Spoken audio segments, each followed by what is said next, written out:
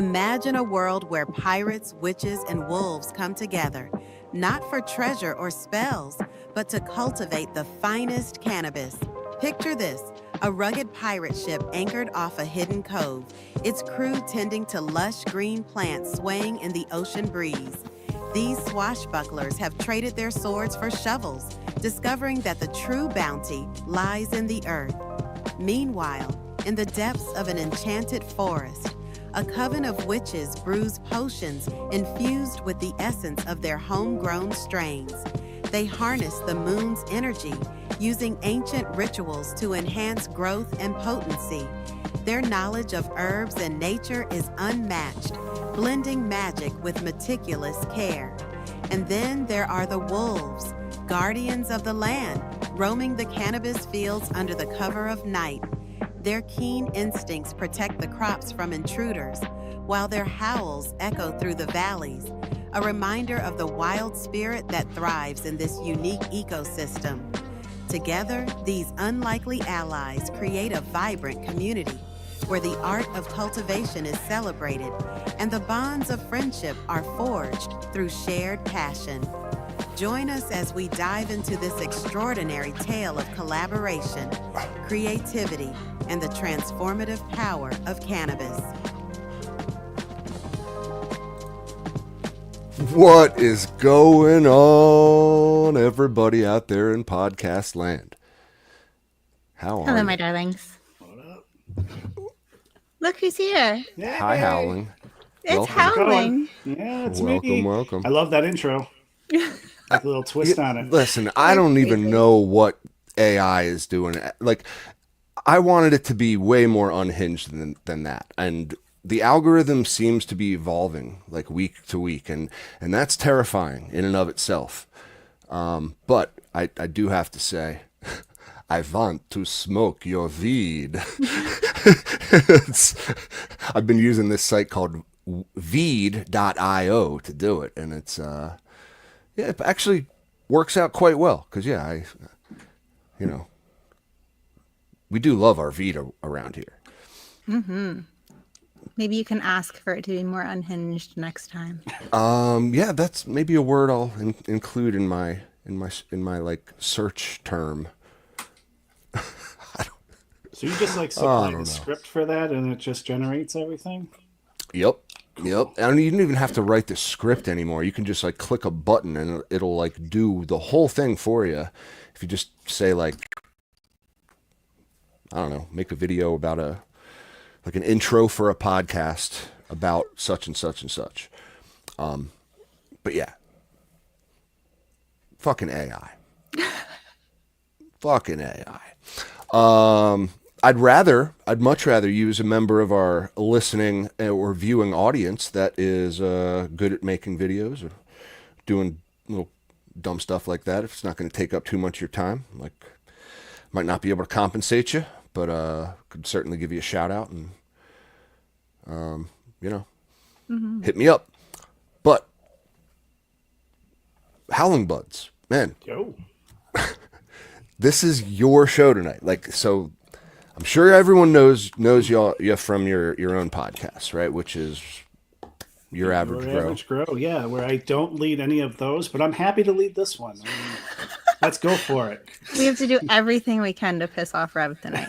Oh man, listen, I love listening to you guys. It's such a free for all, and it's like It's fucking chaos. it's chaos sometimes. That's why I want to hand you the good old mic and get to know you as a little better. I like long walks on beaches, the howls at the moon, a little blood here and there. That's about it. I'm a simple man. Right? I can get behind that. How about what you smoking 100%. tonight? Great question. Yeah, what are you smoking, sir? I am doing Gangsta Grape from Joint Custody, which it is. Tell me about it. It is nuts, and I figured I'll lube myself up a little bit for this conversation with it. I get, if I overindulge, which means I actually smoke a whole Mighty Plus capsule, That's my indulgence. It will green me out. It will give me spins. I actually start getting paranoid and hearing things. It's like I had an edible. I mean, it feels like I got hit with an edible. It it makes my wife giggle like high school weed. That's how she called it. She's like, "This is back when I first got high and would just giggle." I'm like, "All right, this is cool shit." Oh, that I only sounds grew it in a gallon, so great. you better enjoy what I got. But that's cool. I think it was because, well, I think it's a good strain itself. It seemed very uplifting, but I don't typically harvest early, so there's usually quite a few ambers, and it's more of a couch lock thing. But this one, because I was cutting down the black bourbons, I had to pull it. I'm like, I'm emptying out the whole time. I'm not just gonna leave that 1 gallon sit in there. So I think it's because I pulled it a little early, and this is where like some people where they like maybe in more the cloudy to clear side than the cloudy to amber side. I think this is what the effects they're getting out of their stuff. So it's interesting. I'm not saying I'm going to do it with all my plants, but it's interesting to do it with this one. Cool. Was she more like narrow or broad when she was growing? Narrow leaning. She had some. Okay. She did not have broad leaves. Good. That's good to hear. Yeah, they I'm were gonna just grow kind of. They were more medium to narrow, not super narrow or anything, but they were like. Yeah, they're not like a tangy tip iguana narrow or anything. Kind of similar to this. I mean, I think it reminds me, like, I know you like Mango Smile a lot, and that one was Ooh. kind of a medium leafish type thing for me, so it's similar. Okay, cool. Yeah, Yeah, I'm definitely gonna have to grow her. real tight buds, nice little small nugs, and I like those because they dry easier. I don't like these huge baseball bat colas and stuff they have to break apart. I like the little spacing between them, and it's perfect for that. But then I hear again, that. I've only grown 1, 2, 3, 4. Maybe that's my fifth joint custody, and they all seem to have a similar structure like that, where it just doesn't clump it up into a 12-inch long cola that you have to break apart. Yeah, And I love that. it. They're the spacing's nice, but I like the density, and it's easy to dry. It's almost like a no-brainer dry. Makes So, my bud rot PTSD happy. oh, Yeah, I like it because I've had mold pop up during the dry because of that stuff, and so I'm super paranoid now. bear with me. I'm trying to bring up your plant, man. I want to show. Oh my god! Why are you doing this to me? Okay, hold You're on. still on your V thing. Oh, The okay. intro. That's why. Okay. All right. There she Ooh. is. There's the pirate ship. goodness. We got that. Okay, cool. She's There, so hot. there we go. There we go. Look at that. So, is this your gangsta grape? No, that's black bourbon. Oh, fuck me.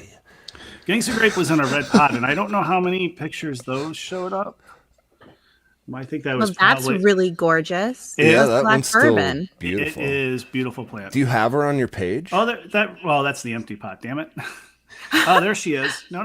Go down. Go down, There, okay. that red pot There, right left. there. Red that is pot. Gangsta Got grape. it. Got it. Yeah, Got it's it. just a 1 gallon pot. She's lovely. Look at those tops. It was easy grow, super easy grow. That's awesome, dude. Yeah. Wow, that for a 1 gallon pot that yielded actually quite a lot. It was I had the room. It was oh yeah, it was I think it was like my one and only time I did a voiceover on a video, and I'll never do it again. But yeah, this is like a homemade like little tray to grow type thing, little wicking mat. Oh, I love that And, actually. Here, hold on. I need to hear what you're saying now, man. This is too good. Hold on. Can I get it to come through? Whoa, do you hear this? No. It's super quiet. All right, never mind. Yeah, Never mind. We're just there's gonna. nothing special to it. It's just this like stupid felt matting from Amazon I got. So it's not like the tray to grow matting, which I actually like quite a bit. This is just like a felt pad, and as long as you keep it wet, it'll wick up water, and that's it. It's on a. Well, I was dumb. I don't know why I did this. I set the felt on top of pumice or perlite, and I'm like, that's how I'll raise it out of the water. When I have trays all around that could just fit in the damn thing, I don't know why I had to complicate it, but that's what I did, and it was. I had a feeding regimen for her that was stupid simple because I use some bottled inputs when I do the small pots because it's just stupid Yeah, easy. so much And it was easier. just every other day I had either I watered or I fed, and that was it. And done Awesome, great. dude. Awesome. So I want to back it up a little bit. I do want to poke you a little bit for having such a ridiculously low tolerance that you can only smoke.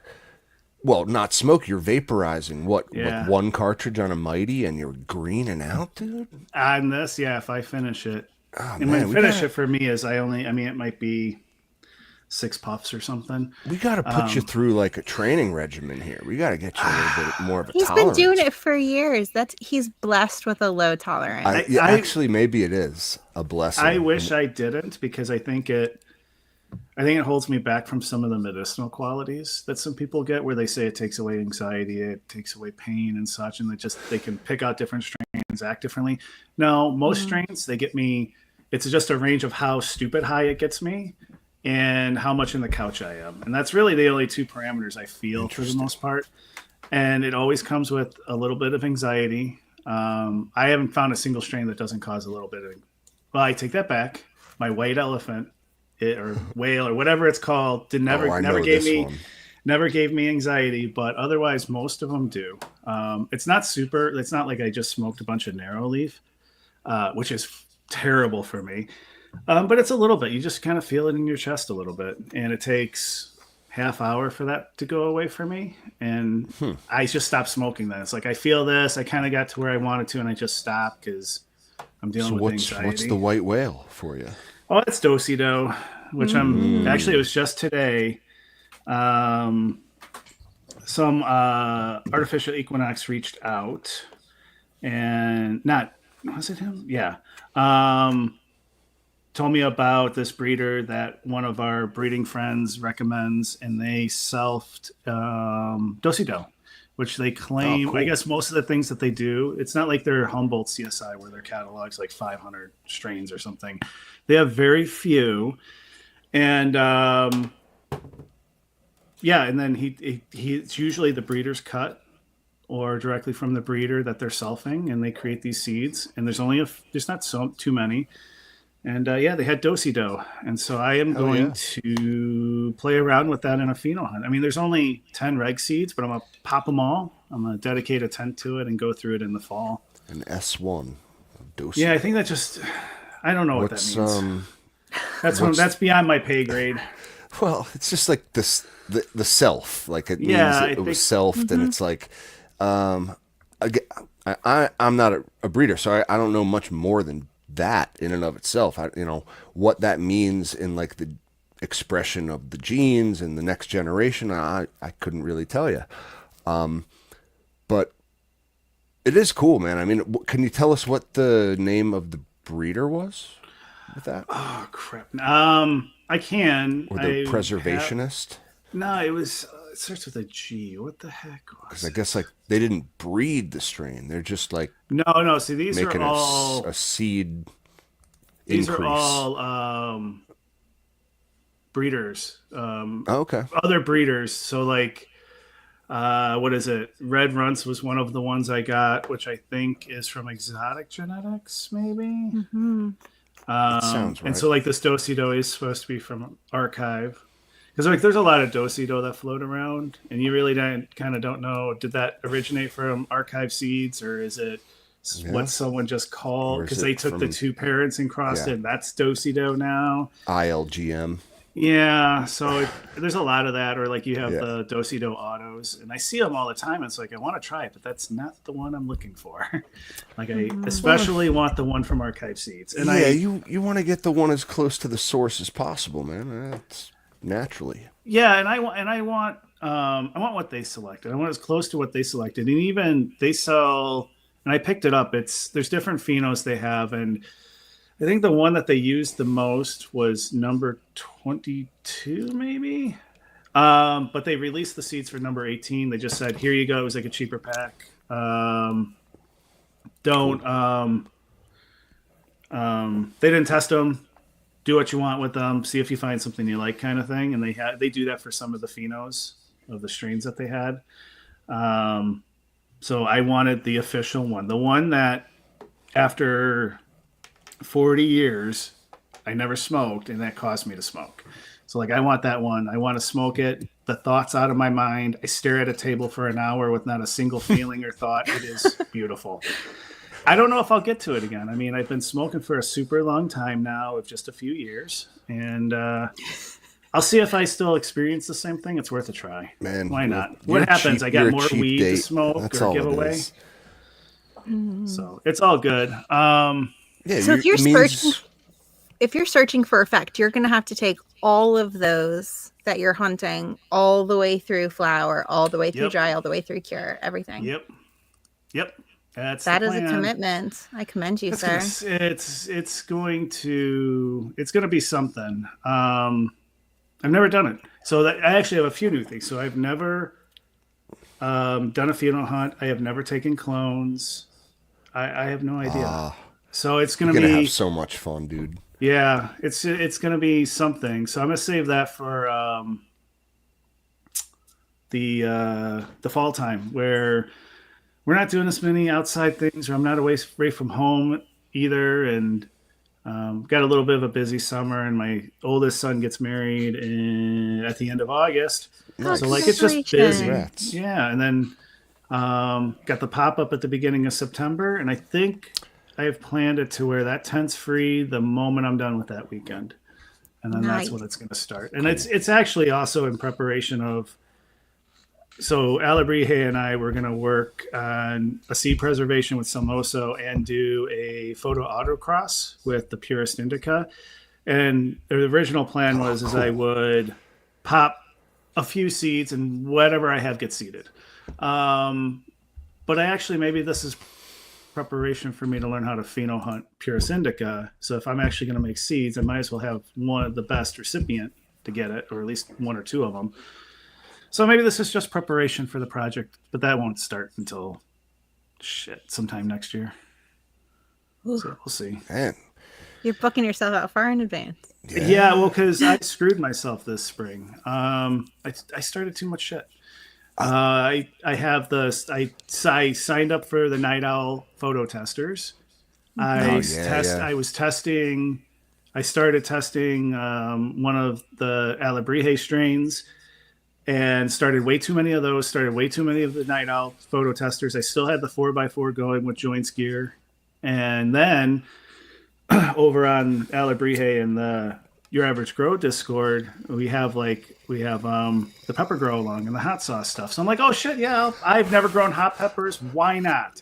Which I'm finding out now they're the freaking autoflowers of the Oh my God, they're the world. easiest thing in the world. They're so tasty. And mostly it's so I can take all the peppers I have and give them to Sam Souse and be like, do whatever you want. Yeah. I need a taste of whatever you do with this. Because Talk about a genius. I'm not going to, I mean, I like hot sauces, and I made one after I met him and he gave me some pointers. I made one and I liked it with just some store-bought ingredients, but let's be real. Like, that's not my bread and butter. That's not what I do. He put the time into his craft. I'll just give him the peppers and maybe I can contract out a bottle of hot sauce from him. I love how the Howling collab. Oh yeah, I can't wait for that. Honestly, can't wait, man. I love how it seems like all of us share this one thing in common, which is that like our tent real estate is booked like 2 years in advance. Yeah, it's like I know then mine what always I'm. changes last minute. Always. That's also kind of true. Like, you know, something will come out of left field and you just like throw it in there. We all have a limited amount of real estate, you know, if nothing else. Like if you're not, you know, abiding by plant counts, which some of us are, let's be real. Some of us want to be. I am absolutely under my plant count. Yeah. That's great. That's great. My plant count all those plants 0. I talked about, hypothetical. That's what I would like to have. I'm not even growing plants. I don't. Yeah, this is just an act that I do. These are this completely is purely, hypothetical. This is purely performance art. Yep. This is just really an exercise in imagination. Indeed. Now, it's just like, yeah, I have plans, and then I got more advanced plans, and I got like, yeah, grow alongs, testers. Man, it's just like, if only I could have one more tent. If only I could grow in a bed outdoors kind of situation. I would love that. But Oh my wouldn't God, we give me all? a warehouse and 8 hours a day. I I mean, that's really my impulse. Is like, I want to pop 1,000 seeds and like look through 1,000 plants. I think that would be like the most fun thing to do. Is just like, honestly, to do a huge pheno hunt. if only it would pay Mhm. the bills. That would be Yeah, nice. right. Yeah, yeah, Could all agreed. dream. A We sigh. can all dream. Maybe one day Yeah. we'll buy like a compound somewhere, and we'll have like a communal grow situation where we Hmm. just 1,000 plant pheno hunt. I think it's pretty cool. Hmm. Keep dreaming. These people that buy the shipping containers, and like they'll turn that into a grow itself. They'll run power to it, AC, everything, and they turn this into like a mobile grow room. Those are that would I would like it because it's Yeah. temporary, I guess, and I can always and it allows me to get bigger shipping containers later. I'm not stuck with that one. So it's pretty cool, and you can tinker with it all you want. And they do. They run water and everything, and you see inside, and you can't even tell that's a shipping container. It looks like a real room. It's pretty cool. Well, Step one of the very compound. cool. Yep. Yeah, there we go. We need like 30 of those shipping containers. You've got to get your grow out of there quickly. Huh? We'll turn them Take the into, container, into let's go. bunkers. We'll turn them into, yeah, an armory. What else do you need on a Well, you on a need one if you have a compound? compound. Yeah. You need. It's like the first two things you need: a bunker and an armory, maybe in the same building. But Oh my so God. yeah, let's real quick. G3, what are you smoking on? So I packed a cone of golden goat and I thought I brought it down here, but I don't see it. So I have this. I have no idea what it is. We're going to It's find a out together. mystery. It's a mystery. Mystery weed. Oh God, I hope it doesn't make you green out, like Howling. I Bugs. wish. I like that little. I laugh. actually, when I came back from my tea That's break, cute. do you guys remember how green I was? I had like a howling tolerance when I came back from my tea break, and it was amazing Yeah. and terrifying. Terrifying. So easy to go too far. Yeah, I have no Yeah. idea what this It is. We'll is. find It out. is. It is a strong. Like those of us who do have legendary type tolerances, we do often forget like how powerful this plant can be. And like, yeah, if you're, I mean, I remember getting high for the first couple times and just like, yeah, oh my gosh, if only it were like that every time. It probably wouldn't be good to be honest, you know. I wish I could like flip that switch when I want to, when I have the howling buds ish hypersensitivity or not. Yeah, I know. I still don't recommend it. I mean, I'm not saying like you need a tolerance that you could eat 1,000 milligrams of something, or you need to smoke 3 joints to get anywhere. Like, no, that's a lot, and that's a commitment just to get to a certain spot. But a 1 joint tolerance, that would be pretty good. I would like to have that. Like I my feel that. my nighttime session is 1 joint. That would be. It's also like the communal effect is gone immediately. It's like if we decide to like pack up a joint, it's like, yeah, I got my puff, I'm done. That was what's like when Oh yeah, yeah. some of us got together at Jason's house recently, and we had people from all over the community. A few of us come in, and I met Stony for the first time, and they're all passing around just wonderful product. And I'm like, I can't. I'm done. This sucks.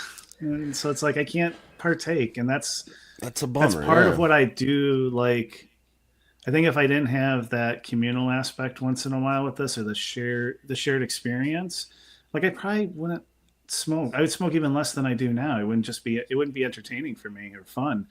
But it would be nice if it was a little better. Just keep me in the game just a little bit longer, coach. Oh man. Well, you know, we can maybe think of some kind of like training regimen. We'll do like a montage of you training like Rocky style, you know, to be able to work your way up to smoking a joint. Because Just gonna honestly, load up your receptors. I do think you are onto something about like not receiving the medicinal effects of it if you don't dose a certain like minimum. You know what I mean? You have to have like a certain threshold of like cannabinoids in your system for it to actually for you to get those pain relief type effects and stuff like that. And Maybe he has an overabundance of receptors in his yeah, dude. I endocannabinoid heard that's a system. thing. Yeah. I mean, maybe he I'd love to give doesn't you an need EKG anything higher. If But he's got more while you're receptors, smoking then a he's getting joint. all that he needs. but it's even this. Well, I mean, it's even the same for when I ingest. I've only done it a few times. One of them landed me in the ER. I Oh am no. hyper sensitive. I Oh mean, it was 10 man. milligrams, and I was stepping my one foot into heaven at that point. It felt Holy. All right. like Well, my heartbeat was 200 beats per minute for an hour. I'm dying. So I just think it's something with my body, and wow. I'll learn. At least I learned to. What I'm happy about is I didn't get discouraged. Is when I started feeling that and experienced those things, I didn't get discouraged from continuing to try. And I got a lot more Yeah, strains to yeah. try. I got a lot more methods of consuming. I'll Well, figure it now I out know why. I mean, you're looking for that white whale, Ahab, if I can because get it. Yep. I mean that sucks. I do know what you mean about like the racing heart and that type of stuff, like in the anxiety, which is often kind of hand in hand with the heart racing. I mean that sucks. That Have you sucks. That's ever like considered cutting your weed with CBD? So I'm lazy. That is the only reason why I haven't yet. I There is a what's her name? Miyabi Shields, who is She's she amazing. is, but I she love has this her. problem where she usually doesn't consume 100% THC, and she came up with like this little protocol, which is 40-40-20. It's mostly biased towards CBD and CBG, and I Hmm. have CBD and CBDG flower, which funny story is that also makes me feel a little high. That shows how low my tolerance is because there's supposed to be nothing. Um, so I have that. I just am too lazy to grind it up and weigh it out. So that's the only reason why I haven't tried yet. Someday I do want to try it. The article is printed out. It sits on my desk next to me. It has been for months. I will eventually do it because I think that may be the key to some of this because yeah. I did venture into an infused like seltzer recently. It's stupid. I consumed it half a can at it was an 8-ounce can. I consumed it a half at a time, and that dose was only 2.5 milligrams of THC, so it's stupid low. But it has CBD and CBG in it, and I admit it was like it took away some of the anxiety about it, and it was a super mellow high though. I mean, it was more of do you want to just gradually feel a little kind of similar to the relaxation you get from like a glass of wine. And I know that's what they kind of say that kind of dose is supposed to Mm, be like without the anxiety. So I think there's something there about mixing them. It might work. Yeah. that's cool. It's very cool. I And mean, I know it everybody helps. chases that THC, but really the whole plant is so beneficial. And CBG, awesome. Yeah. And I do know that CBG and CBD also Yeah. help if We you're learned all too about that. high. I from eating edibles, I tried a nibble. A nibble. It was tiny. It was pathetic. Of Istig's cookie he sent me, and it put me into the floor. It was so strong, and I was chewing peppercorns. I had CBD capsules. I was popping in my mouth, and it did. It brought it Oh down. my It took a little lord, while, dude. Hmm. but it did it. It's pretty amazing how they kind of all play a harmony together. It's Yeah, just they fight weed, for man. those It's receptor spots. no, it's not like the date rape drug or anything. And I'm like, I'm worried for your safety, sir. At the pop up in September, I I mean, am someone might try screwed. to overdose you and have their way with you. Oh my Just goodness. just don't even know. Take CBD with you. Emergence. Is there a form of like Narcan for cannabis? I wonder. It's Black gonna Is be it called peppercorns, coffee? beta it'll caryophyllene, and Yeah, CBD. I'm gonna need everything. Cold It's gonna be shower. That's something. it. Just the contact high of being around. That's why I'm glad that part of the pop up is outdoors. Maybe I can get some fresh air somewhere. Yeah. It'll I be wonder, fine. have any studies been done on secondary cannabis smoke? Well, I mean, I guess that's kind of like if you hotbox your car, it's that theory, right? Like, so I guess it does certainly get you high if you're around a bunch of cannabis smoke. Yeah. I, think it'd have to be a lot. yeah, Did that's you what I was But just gonna I mean, remember? say. even Like, secondhand cigarette smoke affects people. So I would assume that secondhand cannabis smoke does something. I wouldn't assume it's as horrible as cigarette smoke, but something. Did you guys do that when you were kids? Like, hotbox your hotboxing? car? Yeah, No, I Yes. hate it. it I was smoked. I love smoking. I miss it every single day since I've oh, quit. it was I terrible. hated that. I hated It it. was I could not do it. stupid. It It was was terrible. the worst idea. Now, I remember doing it like with 3 blunts in my friend's like Honda Civic, just 4 people passing around 3 blunts at the same time. Like got to the point where like we couldn't see our hands in front of our face in Oh the my car, God. and And then your lungs are you, screaming at you, and you're and your just like, eyes are like your eyes. watering, and it's like claustrophobic. Yeah, no. Ugh. Then it's No, just like, thank no, you. no, no, guys, just this is it. You're gonna sit here for like 10 minutes now. We're gonna get like 10 times more high. It's gonna be awesome. I promise. Oh my God. And then you smell like a cloud of weed wherever you go. I can't imagine how No. bad The we smelled worst when we'd idea. go into Wendy's afterwards. Oh my God, gosh. kids are idiots. There's quite a few adults that I like to pride myself in being an idiot once in a while, but Well, yeah, yeah, kids keep things kids The balanced. hot box yeah, is kids are just like definitely prime idiocy. That's like I don't know where the myth came from. I mean, I guess it does get you a little more high, but like maybe it's just from like you feel more high because your eyes are burning, your throat you stinging. deprived yourself of oxygen. that's You're that's what it gonna is. It's pass just out. oxygen Stop. deprivation high. That's what it is. That's what it is. Like Oh my yeah, God. you're about to pass out. It's like yeah, locking yourselves in like a bank vault, slowly running out of oxygen. Too much CO2. It sounds like an episode of 24. Yeah. You hear the ding, ding, ding timer. Oh my gosh. Did you All say right, I what want to you're get Cap, this. what, smoking on? Cap, Yeah, I Cap, want to what get are you this fucking smoking? smoke. What am I smoking thing off my screen? Yeah. So, Thir- I'm 33 smoking minutes on. in and now we're just covering. That's how this show goes. I It's the love it. conversation. I know, but We go with the flow. I do want to get that banner off the screen. I am enjoying the cherry banana bomb #1. I've mentioned her many a time. She is definitely my favorite. I mean, grape juice #2 gave her a run for the money, but like, nah, just coming back to her, definitely my favorite. This Strong strain banana. is sick. She's crazy. Say it again. That strain, she's sick. She's Oh, just she's like just everything about awesome. her is She's awesome. Is that the unbelievable. one you just got done taking pictures of? Yeah. Oh, I gotta show this. I gotta show this while I'm talking about it. Because G3, like, I mean, even if it's AI holy generated, shit. it's cool. We can still It's show it. not. I swear to I God, I know. put up this. Little I got Is it on Photoshop, so little your? AI. many comments that are like, Where'd "That's you put it? photoshopped," and I'm like, "Do I have to put up the fucking metadata?" I will. You put it in our Discord. It's under G3's Grove. All right, yeah, good.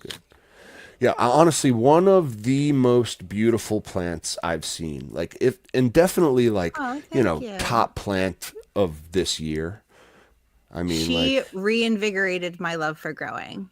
I will I love definitely when say that that. happens. I You I get was that really one like plant. in a lull a little bit and I kind of just chugging along, and she just everything about her was stunning. When she started going dark, ugh. Check this out, guys. All I of these mean, are raw. None of this is I don't know. photoshopped, enhanced, adjusted, filtered, anything in any way.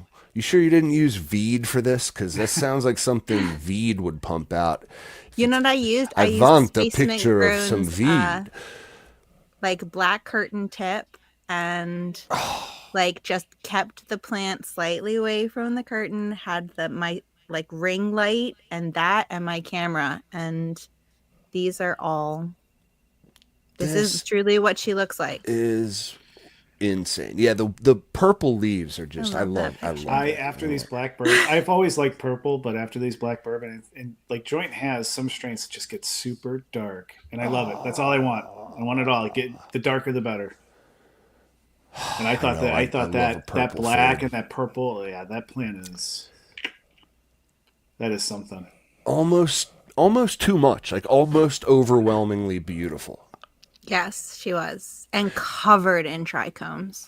Well, I was wondering about That's that. I've beautiful. seen that Photoshop filter where you select an area and it replicates everything on it. I mean, Look, it all I came gotta from zoom this. in. Oh. So I shoot with a Canon EOS M50.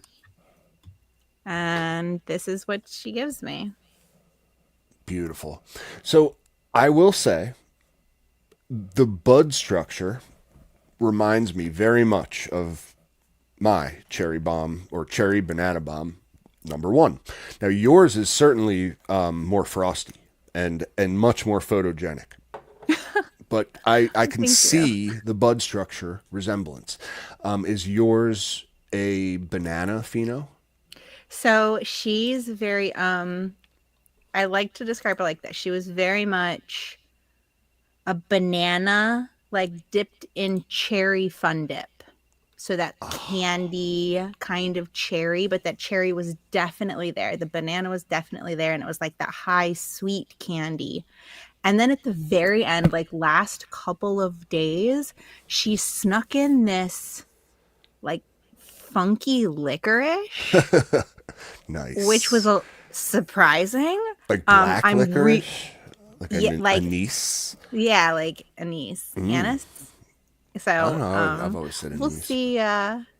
We'll see how she turns out in cure. I think she's going to be very interesting. I love her.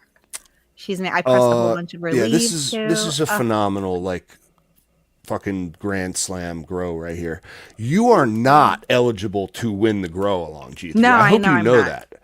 I know I'm not eligible. I'm just growing Even along though because you it's probably growing along. deserve to win it, in all honesty. I I mean, this is insane.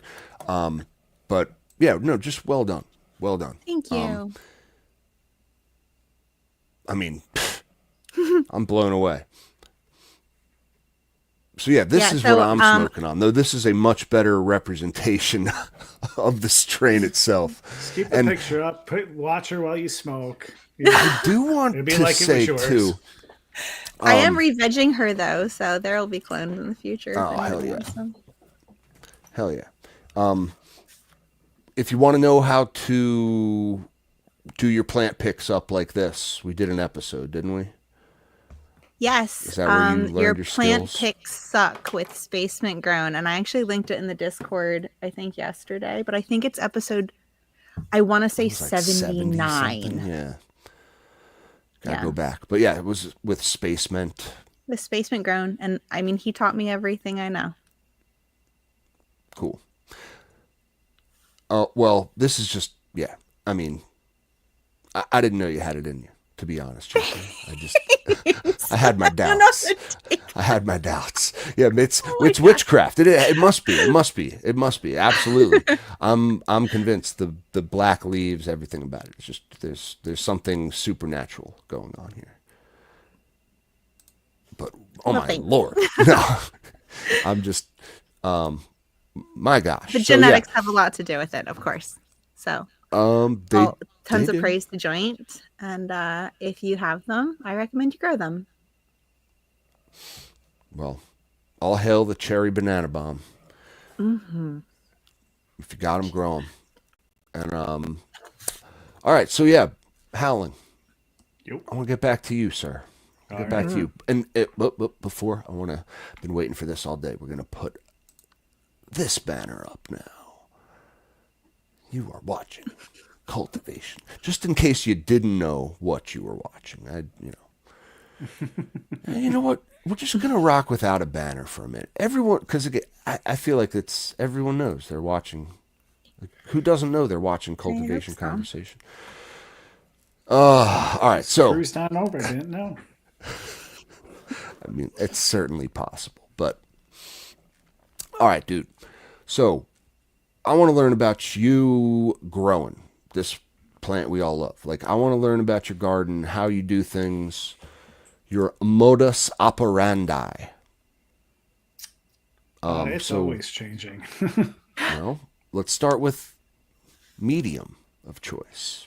Oh, it's always living soil. It doesn't matter what I'm doing. And it's usually the chunkier the better for me. I just found that works out pretty well.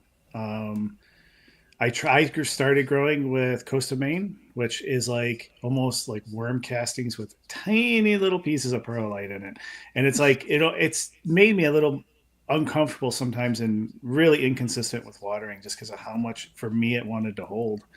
And then found Build a Soil, and that's just super chunky sticks, twigs, bunch of rocks.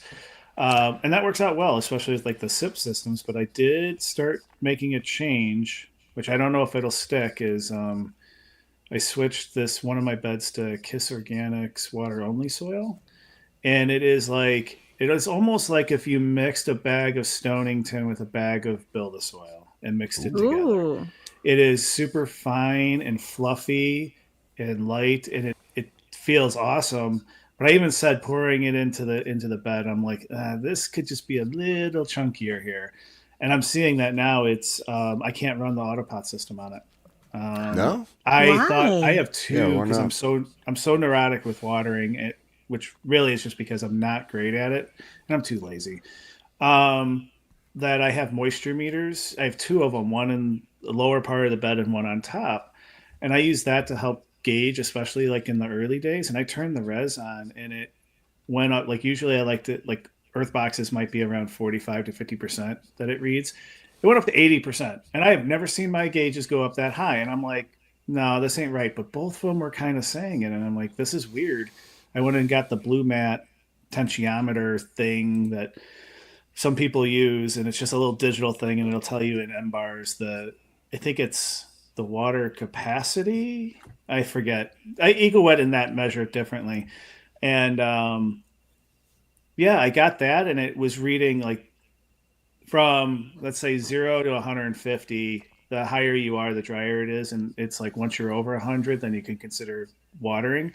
I was at 30, and I was like, crap, this thing is absolutely way too moist. So I don't know, but either way, it's always been living soil. It always will be of something of that nature. I need the life. I need the bugs. I need all of it in it.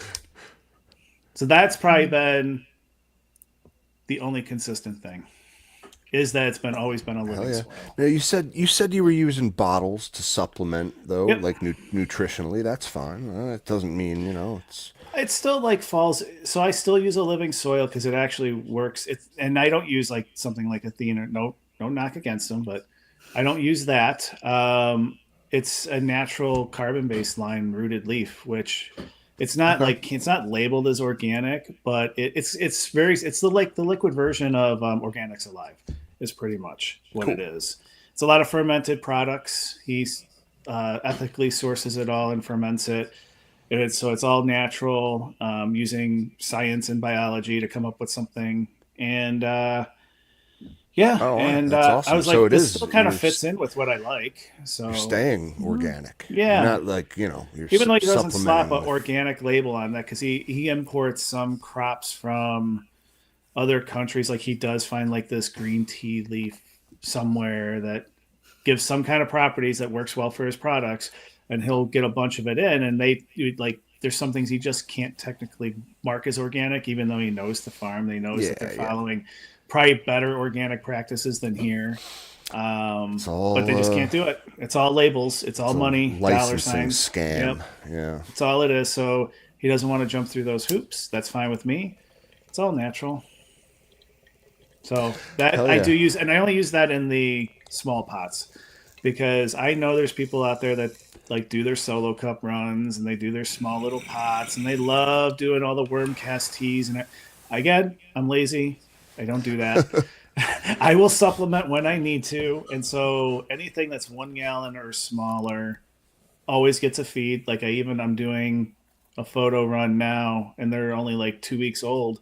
They're in solo cups, and they'll be in living soil beds. But right now, I'm feeding rooted leaf. Like, no, why wouldn't I give them just like a little something, something, and I don't have to worry about skipping a beat, or maybe if my light's a little too intense at a time, well, I'm giving them something where they can hopefully can battle that a little bit and just be healthier. So anything 1 gallon or smaller.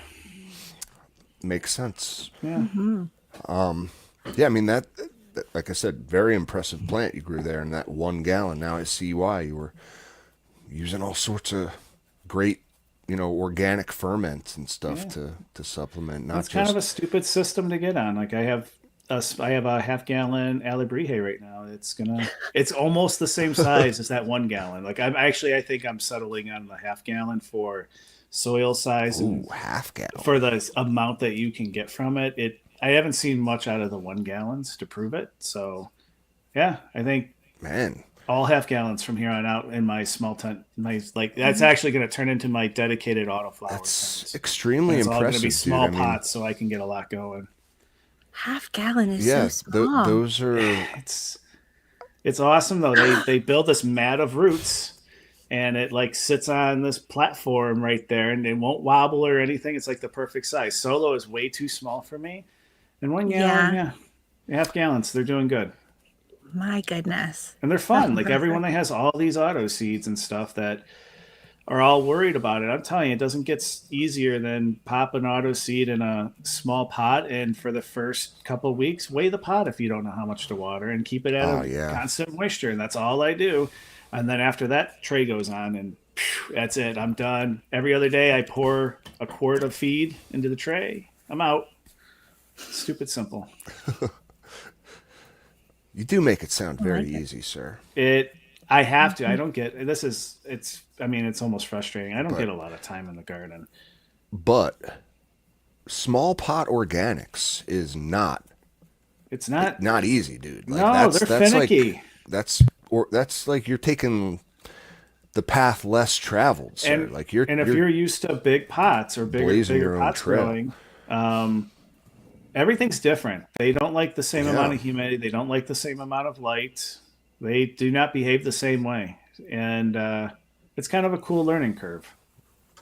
Now I think I yeah. got it. Like I have to be quite a bit lower in like my light intensity and everything. Interesting. They just can't keep up with it. There's not enough buffer there, and there's not enough root mass to pull in things. What would you say? Like how far back do you have to dial your lights? Would you say? Like if I usually like right now I have the photo tester from Night Owl, and I like to push about 750 usually in Okay, flower. I'm at 550, and that's probably where it'll stay. it's I not. don't think I'm You going know, higher. It takes a little longer, but the plant doesn't outrun things, which is we all struggle with deficiencies and stuff. Why are we trying to make that go even faster to it? I don't understand. Slow it down a little bit. Turn Hmm. down your damn light. There's your hundred word of percent, wisdom for man. this. That's great advice just for everyone out there. If you are seeing deficiencies, first thing you should do, even before you go to Google and try to figure out what the hell is going on with your plant and what it's deficient in, is turn down the lights. Help your plant to photosynthesize less in the meantime while you try to diagnose and find a plan of action, Yeah, it's kind of crazy to keep your foot on the pedal while you're trying to wonder why your engine's on fire. It's like why? Like just slow down. That's a I think great actually analogy. it's a lot of people don't realize that those are the levers that they can pull to put things into their favor. I don't think that they truly even turn down your temps. Like if you can control temps, it'll make it just a little cooler. Don't let them do their thing so fast. They are heat loving, light loving plants. You give them a little less, they cool their shit. And they say, okay, you're Their in life charge. I'll cycle wait. kind of, You do your thing. their So, metabolism and slows I didn't down. learn that. Took me. Yeah. I've burnt up so many plants. I ran out of every bit of calcium so many times and magnesium. It took a little while for me to learn, and it was like, oh, that's all I had to do is just twist this knob, and I could buy myself a little time and not wake up in the morning to a burnt plant. Not a lot of people know it, and I think like if any that's probably one of my top tips. If you're going to grow anything, and that's not even cannabis, you're going to grow anything. If you can control the light, just turn it down to some. That's it. And if you could drive that sports car as fast as you want, if you know how to control everything else. Well, Don't yeah, wrap the damn thing around a tree. Slow down. you got to make sure it's the engine's got oil in it. You got to make sure it's got gas in it. And you got to make sure everything else is running top notch if you want to bring That's that thing up to 120 on the highway, you know? I mean, I do envy like salt growers that really it's their capacity to be able to feed enough is the limiting factor. And as long as you can do that, those plants can take whatever because you're forcing them to take it up. And if you know the skills of adjusting where you need to and changing feeding schedules and you know how to really drive that car, it's kind of impressive what some of these people do. 100%, man. Now, I do want to, like, advance upon what you're saying a little bit, too. And just, like, the levers that we can pull as growers to, like, you know, push our sports cars a little faster, as it were. Now, if you're a person who has all your organic nutrition like on lockdown, or you're growing in like a bed of living soil or something, and you're not worried about running out of nutrition, you're not worried about a small battery sort of situation, you can step on the gas a little bit, right? Like if you feel like you're in control there, just got to tune up at the auto body shop. You're feeling saucy. A beautiful weekend afternoon, you fucking floor it on the highway, right? And you turn your lights up to like, yeah, I don't know, 1200, 1300 ppfd at some of those tops. I mean, not unheard of.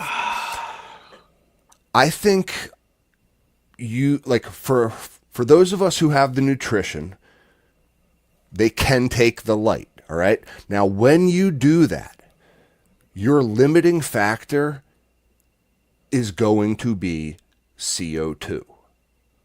That's like the second most, like if you're going to make them photosynthesize and metabolize that much with that much, that much light input, you must also make sure there's enough carbon for them in the form of CO2. That's not something we tent growers tend to think about very much. Oh my gosh, if you're pushing them that hard, you're no longer a grower, you're their trainer. Like they need so much more from you if you're training your plant to be that level of athlete, which you are at that level, forcing them to eat and photosynthesize and work their hardest, their strongest. You're just like pushing them on that treadmill. Push, push, push, push, push. They need more food. They need more CO2. Like, I'm trying to grow you raise Mrs. one Olympia. thing, you're going to raise everything else. I'm trying to grow like, yeah. I mean, I don't know. Maybe I am just, maybe I'm trying to do that once, twice. I don't know. It would be interesting to try to really push the limits of that organic nutrition and see if by increasing the CO2 and getting all those other levers dialed in, I mean, you can floor it in that type of situation. Especially, if you are using salts, even more so. Even more so. I'm wondering, I wish there was more studies about this, but there is this concept of, and I forget where I heard it, probably one of our podcasts, somewhere else, I forget. It's quantum yield. And I think it's something about how efficiently and how best a plant can convert light into energy and things that it needs to do. And like there is a tipping point on that. It's like you may get, I think it's just that incremental amount. Like you may get a little bit more, but at what sacrifice? Like there's a certain tipping point where yield goes up so high that the quality and everything else goes downwards. And so like they crisscross where, it's got more yield, but the quality went down. Yeah. And everyone's optimizing for like, especially for if they're selling, they want to like right where those things cross. It's just that no one knows. It's like they think that this is happening and they keep pushing. My problem is like, how the hell would I know what a plant takes? It probably takes multiple runs of someone paying attention to this. And I've never really ran 2 strains again. So like, how am I going to know? Mm-hmm. So yeah, I just like to take it where I know that I could maybe do it. I know I could maybe get more, but I have years of jars sitting here, and I will have more years of supply coming down the pipeline. Yeah, you don't need more. I don't need the most out You of ain't gonna it. smoke it. But I love watching these science setups that these people Just do it. playing. You don't Like you need that had much. Just a little touch, like a one little. jar, 1 quart jar could last me years. It's great. So yeah, I mean yield. Who's worried about yield Nope. if you're howling buds? I even tried to do like the under canopy lights for. I did that for 1.25 runs, and I got to the quarter of the next run, and I'm like, why the fuck am I doing this? This is a pain in the ass because you have to manage like 2 microclimates. You have to understand how the Interesting. intensity of up and down, like the top and bottom, affect the whole plant because you have to take both into account, not just your top lighting. So you What have as to far like as you have to lower DLI it down. or Like like your intensity PPFD? has to, Yeah, because and it's weird. It's like how close is the plant to the under canopy, and it gets all these things. I'm like, what am I gonna do? Like forcing squeeze out photosynthesis. maybe another jar, and that can sit for 2 years. Like this is not worth it to me. Not for a home grower. Like that's a lot. It'd be cool. Like I see some of these people's setups with all geeking out, and it'd be awesome to do it. Like I think you had, I can't pronounce Preston something Bjorson or Oh whatever yeah, his name is, Preston, the geeking out like his spaceship setup, grow. and it's like this science lab. I think that's totally awesome. I'm just too lazy. I would find it awesome until like the next day the dopamine's gone, and I'm like, I gotta fucking put up with this and Oh, I clean it know. and maintain it. No I way. know the feeling, dude. It's like looks good on Instagram. Doesn't look so great in my attic or like for my own personal setups. And I am just a lazy grower. At the end of the day, it works for me. I find like a flow that works, and I just kind of go with it. It's I great say love that, product. but now I'm learning soil science stuff, and so it's like I just got a little complacent. I'm lazy, and now I'm diving into actual That's cool though. agronomy. Like it's Yeah. nuts. I'm way over my head. I don't fucking know anything, but it tickles my brain a little bit to understand it. So I guess I used to advocate for lazy, but now it's like don't follow what I'm doing because it just drives you mad to always Well, find that new thing to learn. what about soil science? Are you learning it? Like what? Well, Getting so your I'm soil not coming up with tested any. or Yeah, I just did my first soil test. So the that's four by cool. four Mm. beds are going to get amended, that was interesting in itself because you get this report back, and thankfully I paid for the KISS Organics analysis. It's like they charge $40, and their agronomer will look at it and make the determination what you should do with your bed. Because you get this back, and there's 2 ways that they can test, and it's the combination of those 2 tests, how they behave with different soils, that you can tell a better story of what to do. You can't determine it on um, one or the other. You could do that sometimes with traditional soil, that's like the sand, silt, clay stuff. Living soils are a bit different. That's not naturally found in a lot of places outside the what we grow with, at least the consistency of it. So it was pretty cool doing that because they came back and like your we can't tell you how much phosphorus because your nitrates are high and stuff like that. And it's like, I don't see nitrates on this page at all. Where'd you get this? Well, then you actually dig in, and they look at exchange capacity and organics, organic material, percentage organic materials. And they like kind of base that idea off of that. There's a relationship. And I think it's the higher it is, maybe the higher the organic matter with a high exchange. I don't know. There's all this stuff, and like it's kind of cool seeing that. So Well, that was my first test, yeah, that's very interesting. and it was cool where they're like, "Oh yeah, well we can't tell you how much nitrates to add, but you could add calphos and potassium sulfate." Um, and now I'm trying to learn. I don't know if I could ever get to a point of understanding how they got to the amounts that they said and knew that's what I should do, but it'd be nice to know how they're correcting it. So that's what I'm digging into now, and it's pretty neat. But it even gets as nerdy as like using beets and stuff in worm teas, where everyone's doing like the compost molasses labs type blend. I'm Hmm. learning about using all sorts of inputs in there, so like aloe leaves and beets, and why those are good, and phytohormones and all this stuff. And it's pretty cool. It's pretty cool. I'm especially glad because if you go this route of building up fertility at the start of a run, and with a soil test, you can know what you should be adding. Um, and a Yeah, really dial sufficiently it in. large soil volume, it'll get you through like 2 weeks of veg and all the flower without doing a damn thing if you want. Everything else is just icing on the cake. You want to add some frass and worm cast, just do it. That just is a little bit more to it. But you technically, with what they recommend amending a bed with, and I think sufficiently, KISS considers 15 gallons or bigger. It'll get you through the whole run. You don't have to do a damn thing. And that's like the supreme lazy growing for me. And so I'm hoping for that. I want to just add during the run just the goodies, the little potions and stuff, because that's pretty fun to make. And if I then don't have to worry about nutrition the whole run, that is perfect. Yeah. It'll allow me to give the time for the nerdy things I would like to, and not have to worry about chasing anything else. And I used to use the build a soil schedule, and it works. It absolutely. I wouldn't be learning how to do all this if I didn't have that foundation of just add these products on this timeline, and you're probably going to be pretty okay. It's expensive, but it works and it gets you good results.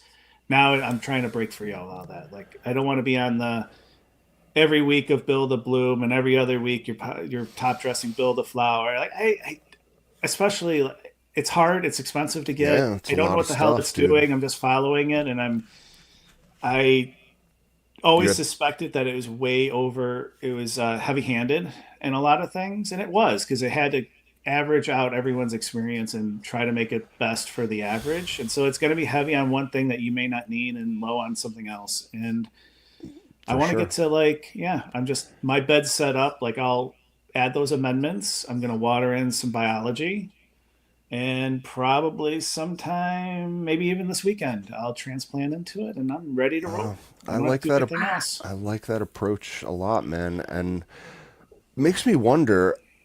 I mean, obviously, a soil test for a bed. If you're going to reuse, and like re-amend your soil and just not disturb the root system, just plant directly into the bed like a lot of people do. That's a great thing to do is have your soil tested maybe every run, every Well, two runs. I don't know if I'll do it. I'll do it for the first two of doing this, so I could see. Okay, this time this is the joint custody beds, and I say bed. And let's just be real. They're only 23 gallons a piece. It's not like I have a big 4x4 bed. They're each 1 by 3 feet, and I did that because I could have it be more portable, and I have them on carts and stuff. But um, I just took samples from each bed and blended it together, and it's like here's the average of these two pots or bed shaped pots, and I'll do it now. I did it now, and I'll do it one more time, and I want to see kind of how it trends. And I may go one or two without doing it because there is like a general how you run your plants. If you um, even those strains and stuff and things that they need change, it's not by huge amounts. It's really dependent on how you grow and what you're pulling out of that soil with how you're growing. And I might not. I might go like every other run because it's not cheap. It's with Yeah. the analysis, it's $80, and so Okay. that is Gotcha. as we're trying to trim down. Like it is definitely not like a recession-proof decision to do soil tests, and Mhm. especially like I have 3 beds. I'm not going to do that. So not every run, but now, No, all I right. don't So think I'll do it now to learn, but definitely think very soon I'll get to the point where I'm okay with winging it for a run or two, and then it'll be like that.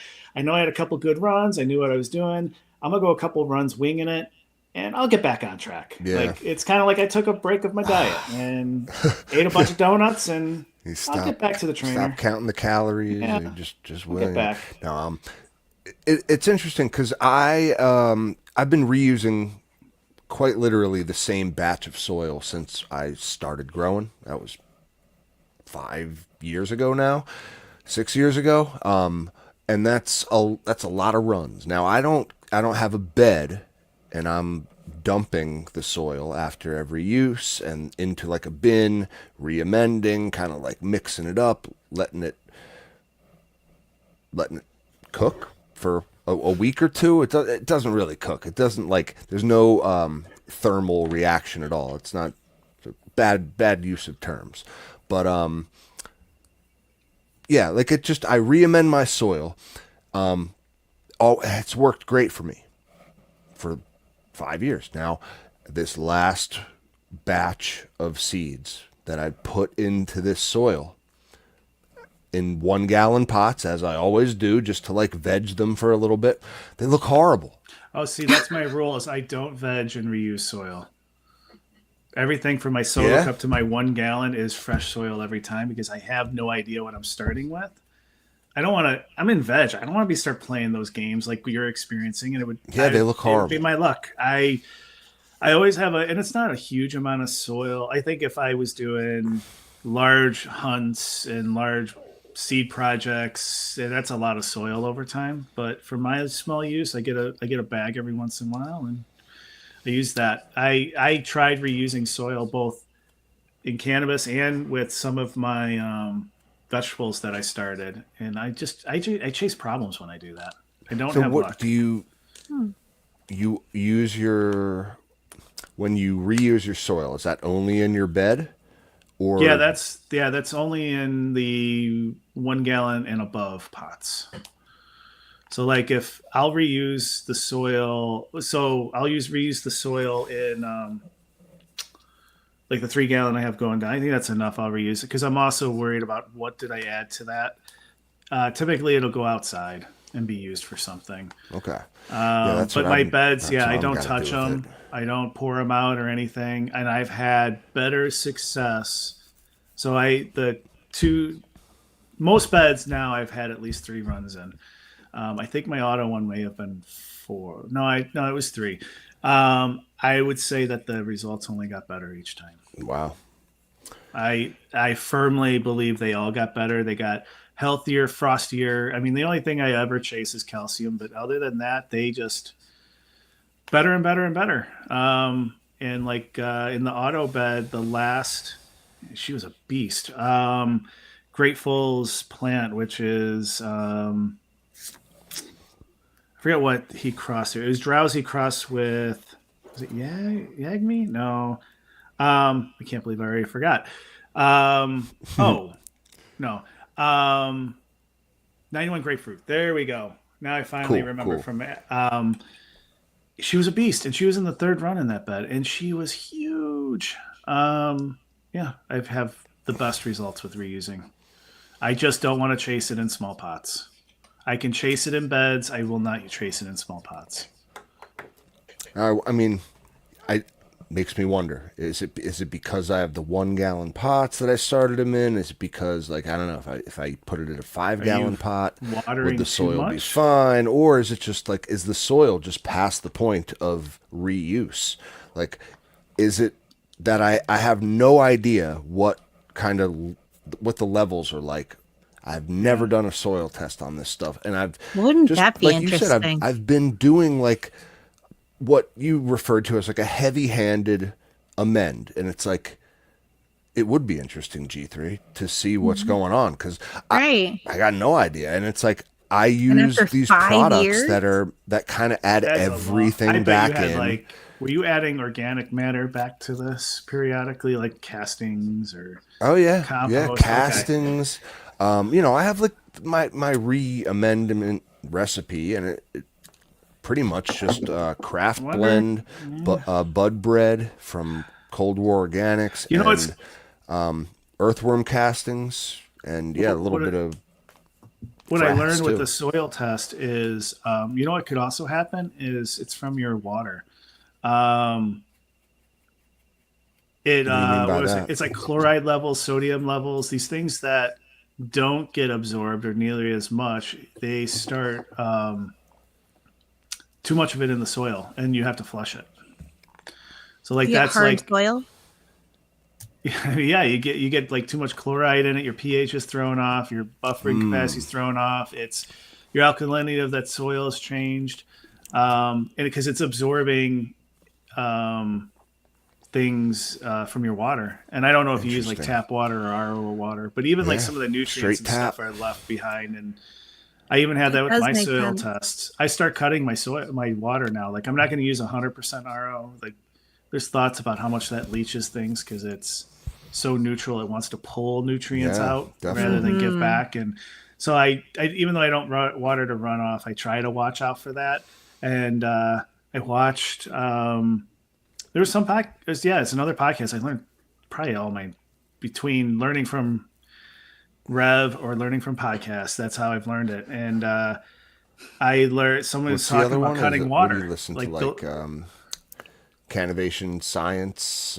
yeah, so that with Tad yeah, Hussey. yep, that one I've learned a lot. And then he's had guests where they have podcasts.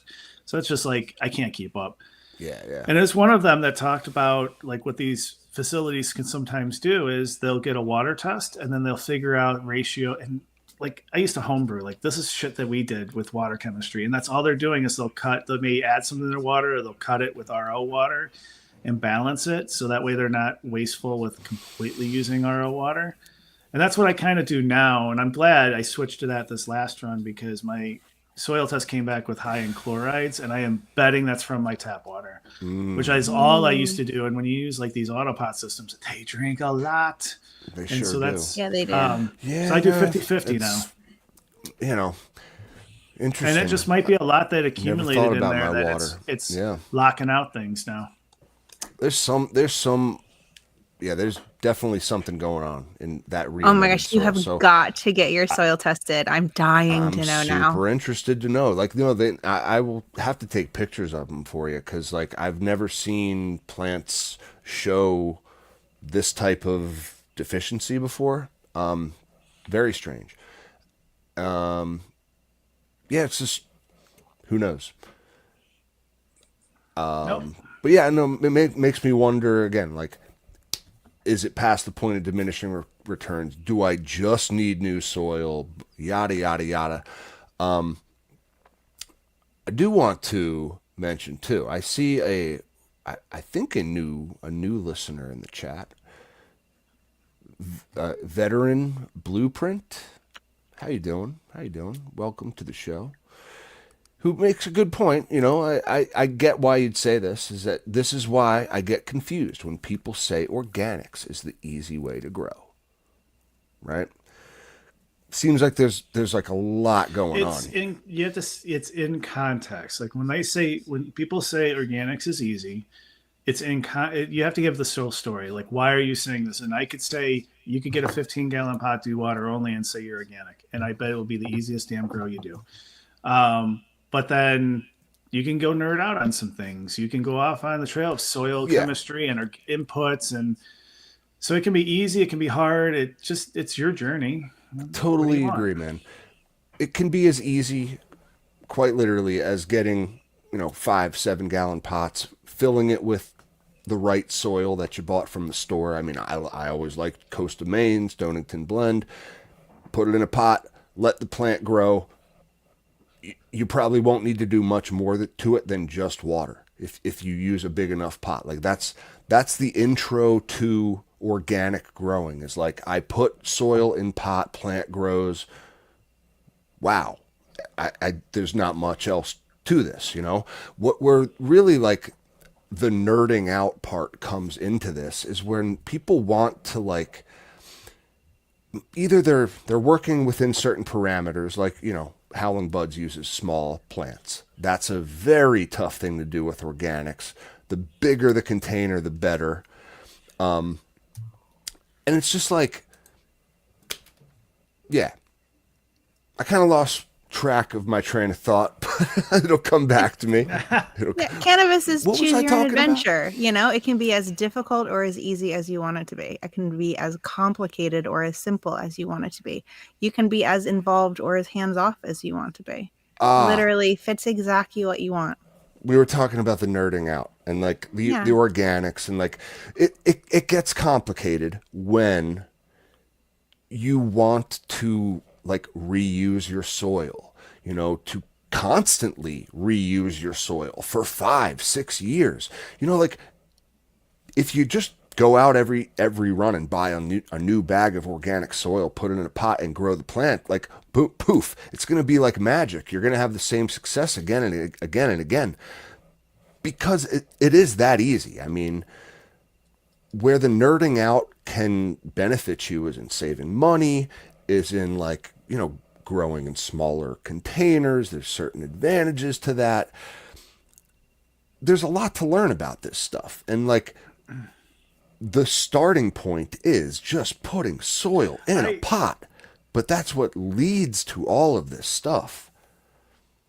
Yeah. Cannabis is a gateway drug. Yeah. Oh, damn. Yes, it is. And I don't know if it's the cost of the seeds or just the plant itself or something about it that we fall in this trap so easily of thinking that something is hard, thinking we have to make it harder than it is. And I'm sure there's a bunch of factors of why, but you see it all. I mean, we've all fall prey to that.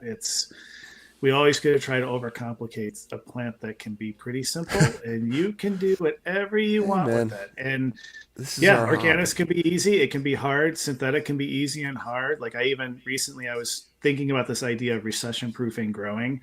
Like if shit really hits the fan, how can we still have good plants on a very, very limited budget? And I was thinking like, how to feed a plant and what it costs. And I had to look at feeding schedules of some of these lines. And it's like, are you shitting me? Like, I know people have good luck with just following the base schedule. Guess what? That's all you have to do with organics either. You have 5 things, follow the base schedule, you're done. It's the same damn thing, but less frequently. That's what they don't get to. 100%, but then you add like all the other products of like this blooms and these cleanses and all this stuff. And it's like, yeah, now you got a 10 bottle line, or even worse is that you have to weigh it out and mix up a tank or something. And it's all marketing. It's just like, or you get the Fox Farm Trio. All it is an A and a B. All you need is an A and a B. That's it. Right now. I mean, there's, of course, yeah. But like, then if you just have this type of deficiency, you're going to need this product. If you want a bloom booster, there's this. If you want it without nitrogen, there's this. Yeah, if you want the cleanse, that's a different thing. You can nerd out on all those too. It can get out of hand. I think people come up with their custom regimens, and they do. And we have a few people in I think Jason, a few other people in the ag community, they run Athena and they follow the base schedule, and it's stupid easy. It makes a couple things. It's that way every single time. It's stupid I agree. It can be easy. I tried it out myself, right? I mean, I don't know if you heard the show where I was talking about my Synganic run, but like, stupid easy, man. But to each their own. Again, you just gotta I do not give a damn how anyone wants to grow. I don't care if you piss on your plants every single day. I don't care. I've seen some weird things of fermented urine or it's got a lot of other bodily fluids, whatever. I don't care. The only problem is when someone gets on like a soapbox and it's like, okay, don't badger me about this. Don't make me feel lesser about growing for whatever way I do. Get off the soapbox. We're all just growing. I don't give a shit. Do it. Amen. Just do it. Whatever works for you. And that is where all my therapy bills go to, is to be able to say that. Because it used to piss me off. But now, I don't care. I'm not here for that argument.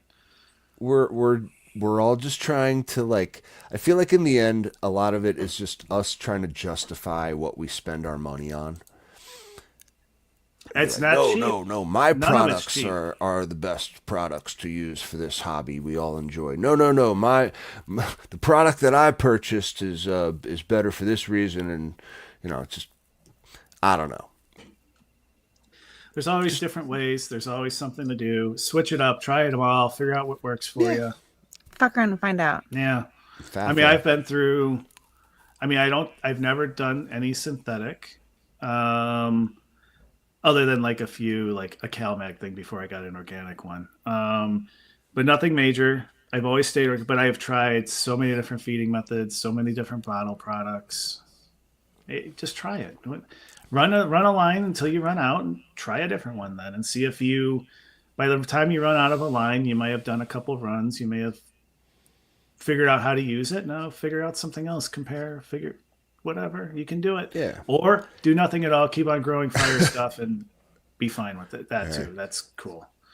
I think the bottom line is, if we can do this, you guys can do this. If you're thinking about picking it up as a hobby, if you got friends that are, it's important to convince them and yourself that this is easy and accessible and like accessible to the average person with not a professional setup who doesn't have a PhD knowledge of the plant. Like it doesn't take all of this, really. You can have success as a beginner if you just use like the couple of the right methods, but again, it is just a plant. Step back and watch it grow. Like put some light on it, a soil, like Look at how many of us have grown like bonsais and stuff of cannabis, and we don't get a whole lot of it, but we sure as hell enjoyed it. So do it whatever size, do it however you want. It's your plant. Enjoy the process, because if you were miserable through the process, you're not going to enjoy the final product, and you're probably not going to do it again. Just enjoy the process, whatever it is. Yeah, that's what it is. You have to enjoy it, and you have to have success with the first grow as a grower.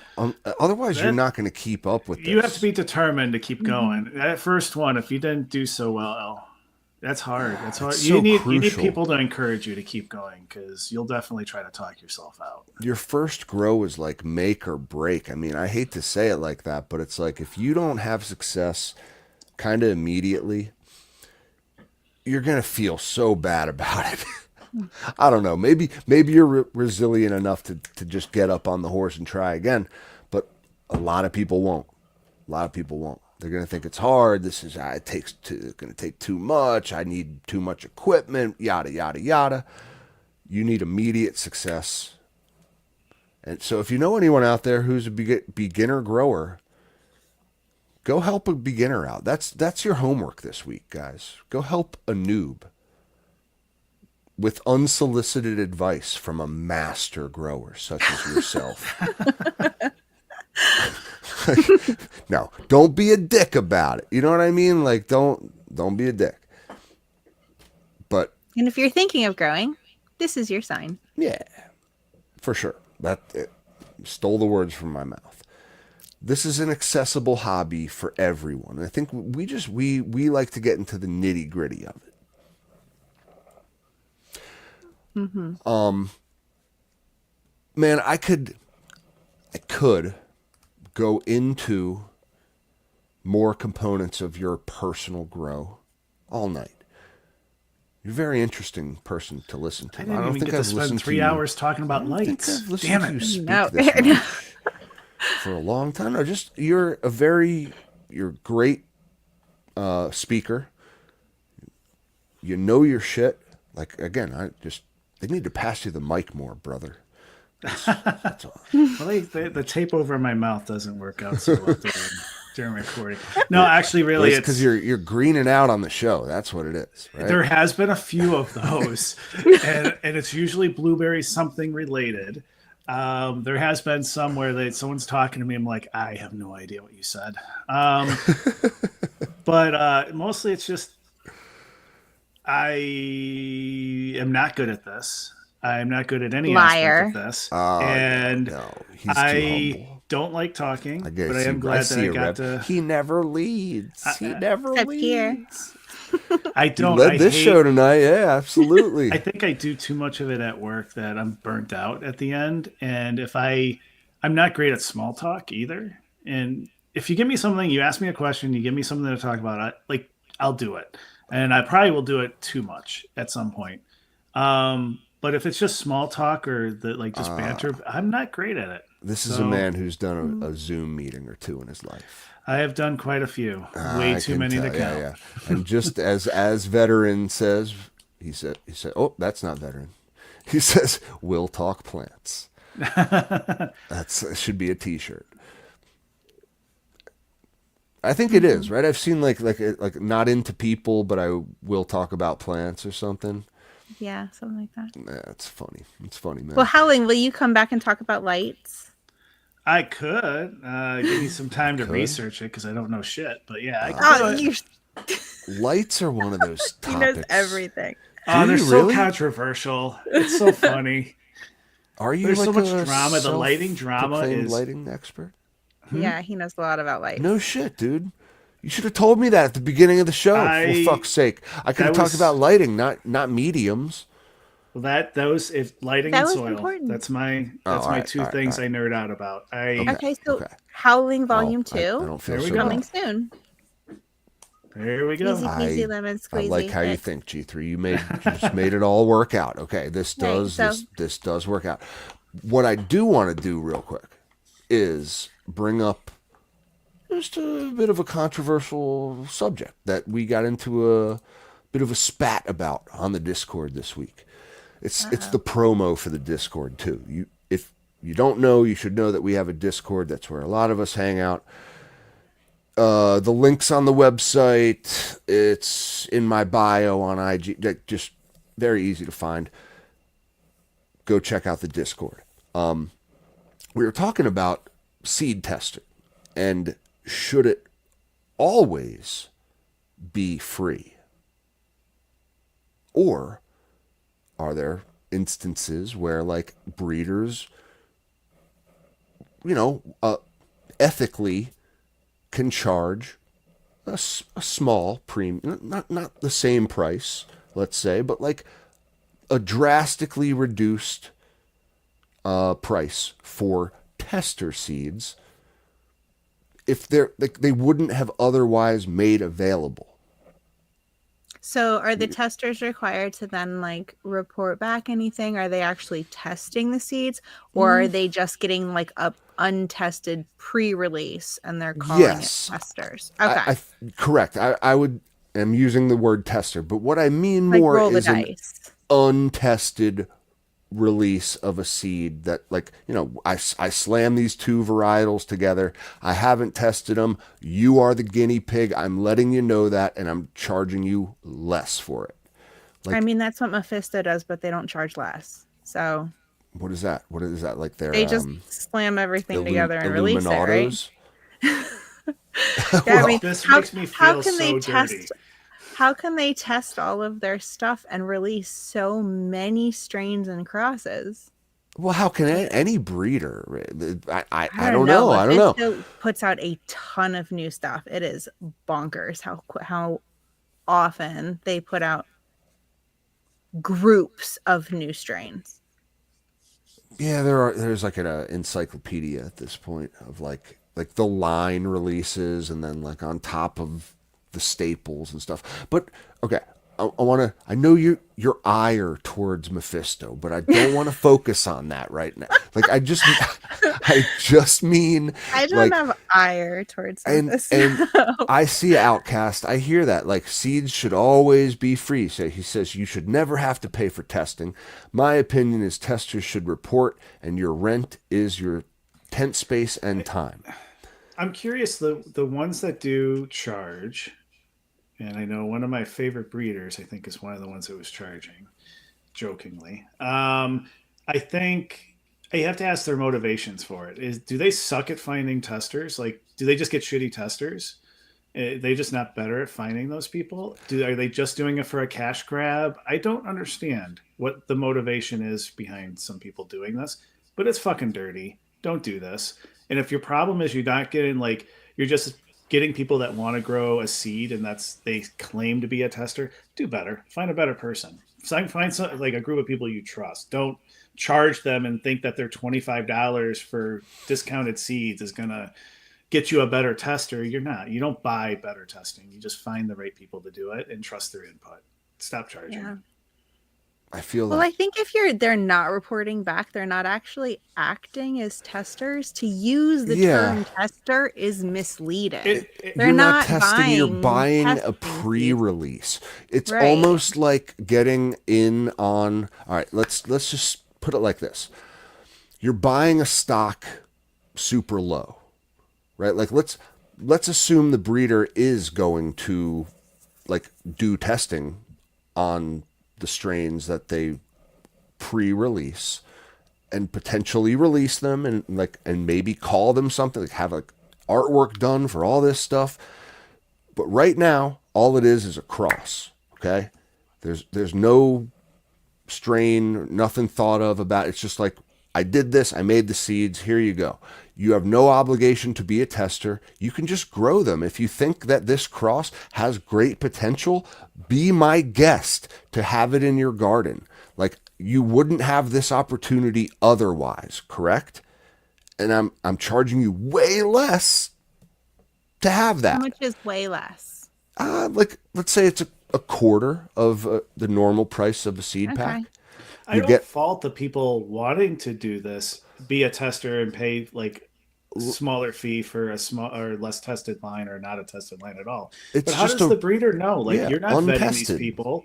They're opting in and they can have shit Oh, like they're just environment. paying Like, you you have money. no It's idea. I'm just saying, if How do you're a you trust the breeder, data? I know how all of like our breeder friends, very ethical people like Outcast, should never pay for testing. Man, Joint says the same thing. I don't believe in outsourcing testers at Yeah. all. I think you should be doing all of this your own. I know we have very, very high standards as like in our community. And I love this that we got our breeder friends in the chat tonight telling us like, fuck no, like we don't charge for testers. Okay, but it's not testers.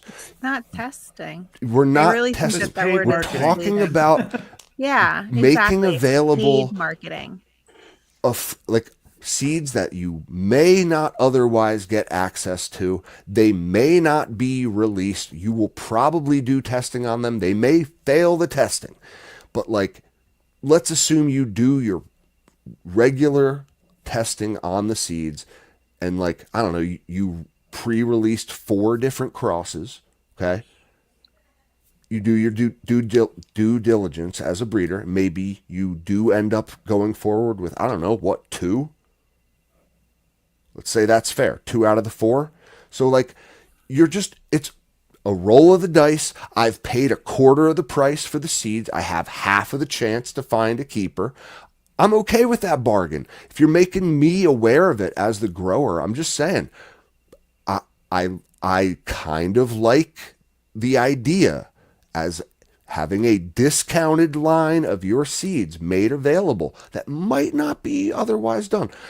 I get it's not like your brand has standards. You don't want it to be, we don't want like duds. We don't want it to reflect poorly on the brand. I get all that. I don't know. I just think like the re-release aspect of it, the pre-release aspect of it is kind of cool. Right. It That's is. all. I will have to say is if you're trying to find a community that you can grow with, and if the testing period is kind of confined to a certain piece of calendar time, and you know some of the other people will be posting about it, or there might be a community around, like, it could be fun, like doing it. I still am going to judge the breeder to no end, but for the people that want to do it, you might find. I actually my intro to cannabis communities was a grow together on another community, and testing's a way you could do that. You can try to find that out and find some other people, and you may find one of us. Who knows? So I If can't you want judge to the be a people that want tester, to. you can. There's a lot of people who need testing done.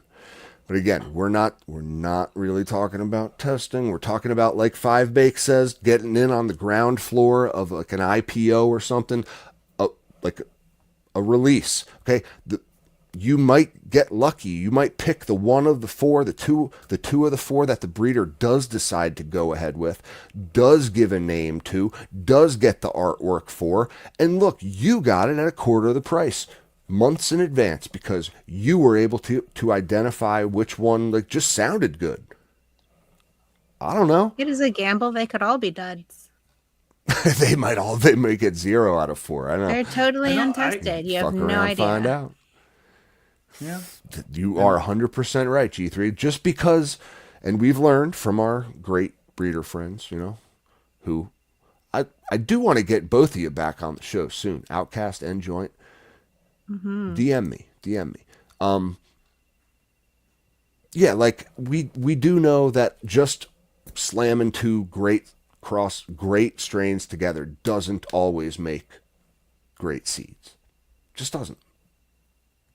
For whatever reason. That's why you do have to test. But I don't know. I feel like the transparency in the whole thing does go a long way too. Like if you're going to make that abundantly clear that like listen, these are untested. Buyer beware, but here they are if you want at a very discounted price. I feel like that's a fair process as a consumer.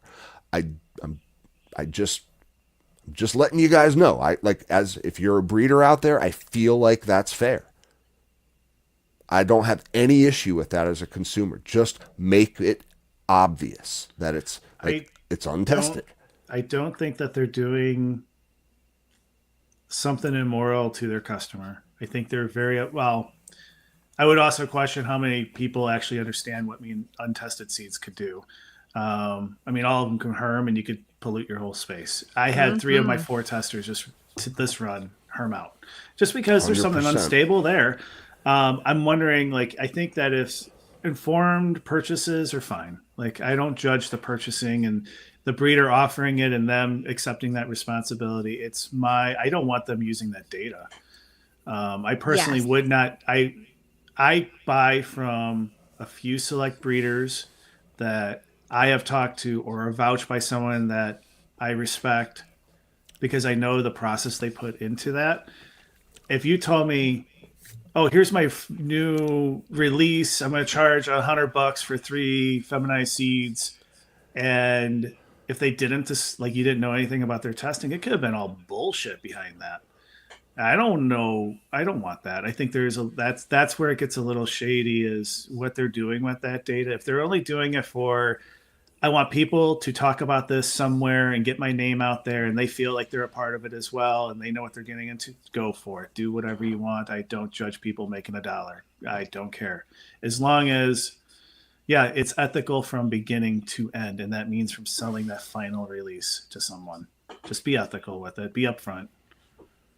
I agree. You As long discounted as the this testing, discounted the tester final program thing. has no actual testing Yeah. going on in it, like then it's fine. If Well, there's any actual testing going on in this tester program, then I have issues. Yeah, fair enough. And man, yeah, I love the chat, guys. I wish I could bring all your responses up. That's why you got to join us live. Gotta see it. If you are watching though, I think you can see that, right? I'm not sure. If you bring up, there's a certain button on YouTube where you can bring up the chat. Yeah, all of find our it. live shows are still listed after the show under the live tab, and then you can see the live chat in them as well. So you can follow along with the always replay. conversation. Would love for you to join us live, though. It is a good time. Yeah.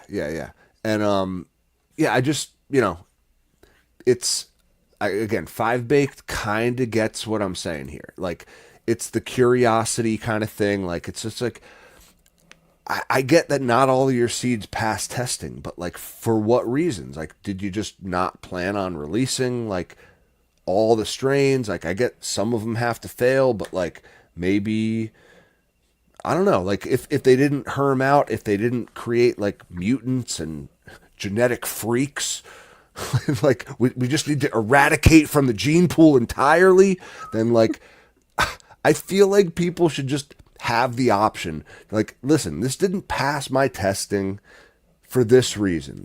I didn't like the internodal spacing on it, but I'm a breeder. I'm trying to make the best products out there, and I am a stickler about internodal spacing. Okay, but like, if you don't mind, then go ahead and grow it. It was otherwise great, or like, I don't know. Just saying. There's a lot of things. There's the curiosity is what gets me too, and like, for what reason did they stop working with it? And like, I don't know. Maybe there is some potential there. So, again, I feel like it's just about transparency. It is a gamble. Roll That the would be pay kind off. of that would be Could kind of suck. cool if those seeds were released Danger's my as an middle name. official thing, but it's like it kind of gave you the story about how they hunted it, what went wrong. You could also find this. You could also try to get it out, and like there's like the curiosity of running that and seeing if you get the same, and see if you can report back something different. That would be fun. You're right. You're right. Here, joint says, I got to bring it up. Great comment. He says, if projects don't make the cut and end up in the trash after testing everything, it's typically due to undesirable traits, mid medicine, weak plants, or intersex issues, at least for me personally. So, you could run into all of those things You testing certainly could. testing these untested seeds, running something that Or you you might really don't not. know what you're And you getting into. might get a diamond in the rough that You you got could. for like a steal because you paid like a quarter of the price for them and you got them months in advance of everyone else. Just It again, really depends on how much you trust that breeder yeah, kind of and does. how much their 100%. previous projects have come out and how much you're willing to roll the dice. Absolutely. I feel like it's a breeder by breeder type situation. And if you are, yeah, if you have that trust, I mean, maybe it's worth the gamble, you know? If you've grown them before, if you kind of know what they're all about. And I guess we'll see if they actually end up taking any data from these quote unquote Yeah, testers and just releasing it data to the mining. public. Like at that point, the whole thing is throw it out the window for me. Now, I do want to also, here's me helping a noob this week is you should never pay to test seeds. Just Yep. period. Okay? Like I don't care if they're just charging you shipping. I don't care. Like I don't care the reason you were offered to be a tester for these new auto flowers and you have to pay money. No, stop right there. Just don't do it. Don't. Yep. It's just not a good practice, okay? But like again, I feel like if you know what you're getting into, you've grown these seeds before, this breeder you've dealt with, I don't feel so bad about it then. But man, yeah, don't do that if you're a noob. I see that all the time. People get so excited, you know what I mean? Like, I got offered this great like seed tester deal where like all I got to do is pay shipping. $50 in shipping. And they're going to send me whatever I want. Don't do that. It's amazing. It's a that's- scam. I'm sorry. I'm sorry to say, noob. Like, you like it's don't your cousin's not in a Nigerian prison. They don't need $10,000. Like what's the scam? Like they're a prince in some country, like, and they need $10,000 to get the money out of a Swiss bank account. I don't know. They run this scam on elderly people. Don't fall for it. Don't test for Nigerian princes. That's that might be the title. 42 minutes into the show, seed testing for Nigerian princes. No wonder no one can ever find us.